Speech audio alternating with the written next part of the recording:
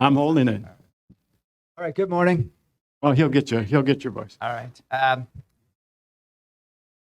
little disconcerting. I haven't had somebody hold a picture frame while I talked before. But anyhow, March 4th, 1933, FDR, in his first of four inauguration speeches, said some of the more famous words regarding fear that have lived on in our culture. And of course, he said, famously, the only thing we have to fear is fear itself. And he said that, as they were in the early days of the Depression.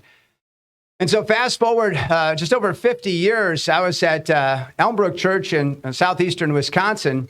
And Stuart Briscoe, one of my spiritual heroes, one of his messages was on fear God and nothing else on the book of Haggai. And he'd said regarding FDR's words, he said, that's palpable nonsense.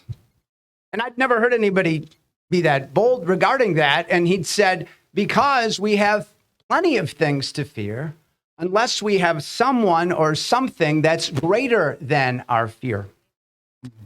And so, while Proverbs 1:7 is pretty famous on the fear of the Lord is the beginning of wisdom, I want to take you to something I wish was more famous. It's Isaiah 8, verse 13, but just kind of getting the run up like a long jumper, I want to take 11 and 12. So Isaiah writes, he says, this is in the New Living Translation, Isaiah 8:11, the Lord has said to me in the strongest terms, he quotes him, do not think like everyone else does. Verse 12, do not be afraid that some plan conceived behind closed doors will be the end of you. Verse 13, this is the real clincher. Do not fear anything except the Lord Almighty. He alone is the Holy One. If you fear him, you need fear nothing else. Just going to repeat verse 13.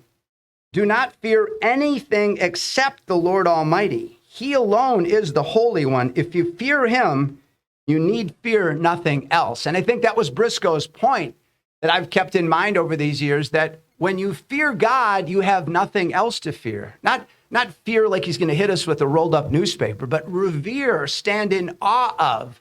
When your preeminent reverence and fear is of the one worthy of that reverence and awe, then all the other ones shrink beneath it.